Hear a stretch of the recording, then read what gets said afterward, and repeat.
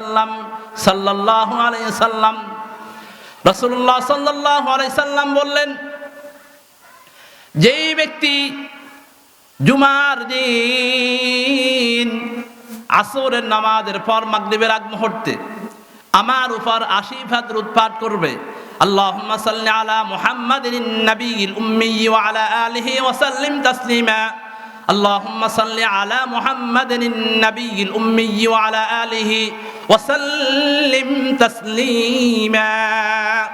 যে ব্যক্তি জুমাবার আসরের নামাজের পর মাগরিবের আগ মুহূর্তে 80 বার দুরূদ পাঠ করবে, আল্লাহর হাবিব বলেন আল্লাহ ওই বান্দার 80 বছরের গুনাহ মাফ করে দিবেন। সুবহানাল্লাহ।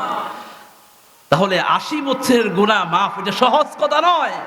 আসরের পর আমরা দোকানপাটে না বসে মা বোনরা গল্প গুজাবে সময় না কেটে প্রত্যেক জুমাবার আসরের আগ মাগরিবের আগ মুহূর্তে আমরা সবাই ওযু করে আমরা যারা পুরুষ মসজিদে চলে যাব, মা বোন যারা আছি আমরা বাড়িতে দায় নামাজের মধ্যে বসে বসে রাসূলুল্লাহ দুরূদ পাঠ করব ইনশাআল্লাহ। প্রিয় ভাইরা আমার, দুরূদ পাঠ করলে লাভ কি হবে? রাসূলুল্লাহ সাল্লাল্লাহু আলাইহি সাল্লাম বলেন, আওলান নাস বিয়াউমিল কিয়ামাতি আকসারুহুম আলাইয়া সালাতা, আওলান নাস বিয়াউমিল কিয়ামা, ওই ব্যক্তি জান্নাতের মধ্যে আমার নিকটবর্তী থাকবে, হাসরের ময়দানে আমার নিকটবর্তী থাকবে, কিয়ামতের ময়দানে আমার নিকটবর্তী থাকবে। নিকটবর্তী থাকলে কি লাভ? দুনিয়ার একটি দৃষ্টান্ত, যখন বৃষ্টি হচ্ছে একজন ব্যক্তি ছাতা নিয়ে যখন বের হলো, আপনিও তার ছাতার কাছে গেলেন, তার ছাতার মধ্যে ঢুকলেন, তখন আপনিও বৃষ্টি থেকে বেঁচে গেলেন।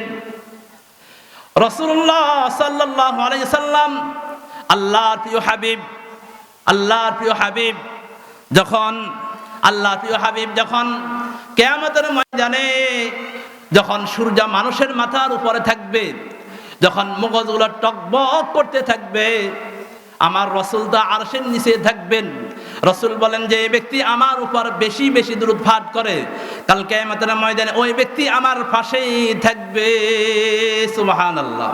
তাহলে যেই ব্যক্তি বেশি বেশি দুরূদ পাঠ করবে, সকাল সন্ধ্যায় দুরূদ পাঠ করবে, দুনিয়ার মধ্যে আল্লাহ সুবহানাহু ওয়া তাআলা ওই বান্দার মনের আশা পূরণ করে দিবেন। ওই ব্যক্তি যদি কোনো মুসিবতের মধ্যে থাকবে, মুসিবত দূর করে দিবেন।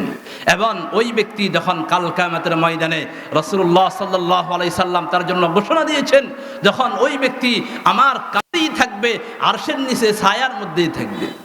শুধু তাই নয়, রাসূলুল্লাহ সাল্লাল্লাহু আলাইহি সাল্লাম ওই ব্যক্তির জন্য রাসূলুল্লাহ সাল্লাল্লাহু আলাইহি সাল্লাম বলেছেন ওয়াজাবাত লাহু শাফাআতি, তার যদি দুরূদ শরীফ পাঠ করে তাহলে ওই ব্যক্তির জন্য আমার শাফাআত ওয়াজিব হয়ে যাবে।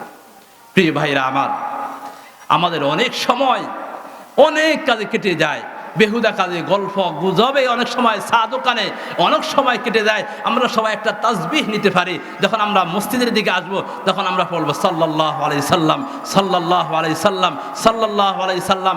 মা বোনরা যারা আছি, তরকারি করতেছি, আলু করতেছি, রসুন করতেছি, এরকমভাবে যখন পেঁয়াজ করতেছি, মুখের মধ্যে আমার চালু থাকবে সাল্লাল্লাহু আলাইহি সাল্লাম। আমি এরকমভাবে চুলার মধ্যে ভাত ছড়ালাম, লাকড়ি দিলাম, আমি মুখের মধ্যে চলতে থাকবে সাল্লাল্লাহু আলাইহি সাল্লাম। আমি এরকমভাবে শোয়া অবস্থা আছে, মুখে বলবো সাল্লাল্লাহু আলাইহি সাল্লাম। আমি চা দোকানে আছি, আমি বলবো সাল্লাল্লাহু আলাইহি সাল্লাম। আমি যখন সিয়ান দিতে উঠবো আমি বলবো সাল্লাল্লাহু আলাইহি সাল্লাম। আমি যখন বাসে উঠবো আমি বলবো সাল্লাল্লাহু আলাইহি সাল্লাম। রাসূল বলেন ওয়াজাবাত লাহু শাফাআতি, ওই ব্যক্তি যদি দৈনিক যদি অভ্যাস করতে পারে, সকাল সন্ধ্যায় দুরূদের অভ্যাস করতে পারে, ওয়াজাবাত লাহু শাফাআতি, তার জন্য আমার সুপারিশ ওয়াজিব হয়ে যাবে। সুবহানাল্লাহ। তাহলে রাসূলুল্লাহ সাল্লাল্লাহু আলাইহি সাল্লামের উপর দুরূদ আমরা সবাই পড়ব তো ইনশাআল্লাহ। সবাই বলে ইনশাআল্লাহ আমরা সবাই দুরূদ পাঠ করব সাল্লাল্লাহু আলাইহি সাল্লাম। প্রিয় ভাইরা আমার, আমাদের নবী কত মায়ার নবী, বিশ্ব নবী মুহাম্মদুর রাসূলুল্লাহ সাল্লাল্লাহু আলাইহি সাল্লাম, আমাদের মুহাম্মদুর রাসূলুল্লাহ সাল্লাল্লাহু আলাইহি সাল্লাম সম্পর্কে আল্লাহ বলেন, মা কানা মুহাম্মাদুন নাবা আহাদিম মির রিজালিকুম ওয়ালাকিন রাসূলুল্লাহ ওয়া খাতামান নাবিয়্যিন ওয়া কানা আল্লাহু বিকুল্লি শাইইন আলীমা।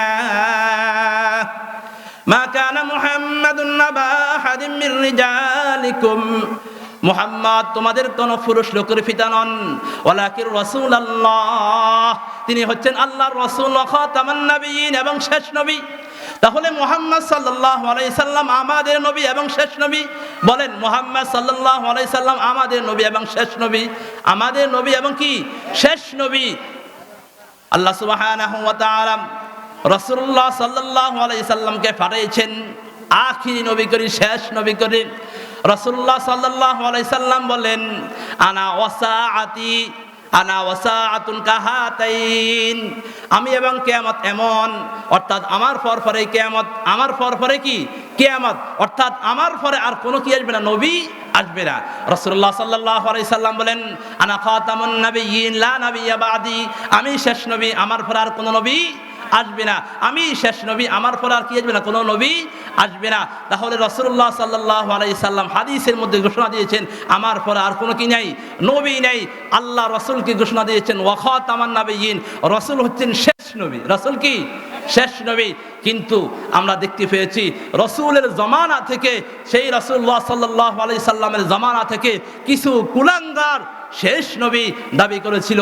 আবু বকর সিদ্দিক রাদিয়াল্লাহু তাআলা আনহু জামানা মুসাইলামাতুল কাযযাব নামে একদম মিথ্যুক ছিল, সেই মিথ্যা নবুয়ত দাবি করেছিল। আবু বকর সিদ্দিক রাদিয়াল্লাহু তাআলা আনহু তার বিরুদ্ধে যুদ্ধ ঘোষণা দিয়েছিলেন, তাকে হত্যা করেছিলেন। তখন রাসূলুল্লাহ সাল্লাল্লাহু আলাইহি সাল্লাম বলেন, হে আমার উম্মত, তোমরা হুঁশিয়ার থাকো, তোমরা হুঁশিয়ার থাকো, কারণ আমার পরে প্রায় 30 জন ব্যক্তি মিথ্যা নবুয়ত দাবি করবে, তোমরা তাদেরকে নবী হিসাবে মানবে না, কারণ আমি হচ্ছি শেষ নবী। শেষ নবীকে আমাদের নবী মুহাম্মাদুর রাসূলুল্লাহ সাল্লাল্লাহু আলাইহি সাল্লাম।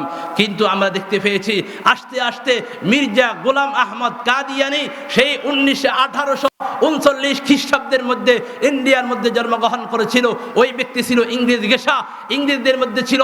যখন ইংরেজরা আমাদের এই ভারতবর্ষের মধ্যে যখন তারা এরকমভাবে তারা যখন 200 বছর যখন এই মুসলমান এই রাষ্ট্র ভারতবর্ষের মধ্যে যখন তারা রাজত্ব করেছিল, জুলুম করেছিল, অত্যাচার করেছিল, যখন হিন্দু খ্রিস্টান বৌদ্ধ সবাই যখন মুসলিম জবান সবাই যখন ঐক্যবদ্ধভাবে জিহাদের ঘোষণা দিয়েছিল, কিন্তু এই গোলাম মির্জা আহমদ কাদিয়ানি ওই ব্যক্তি বলেছিল যে জিহাদ এটা জায়েজ নাই। জিহাদ কি নাই?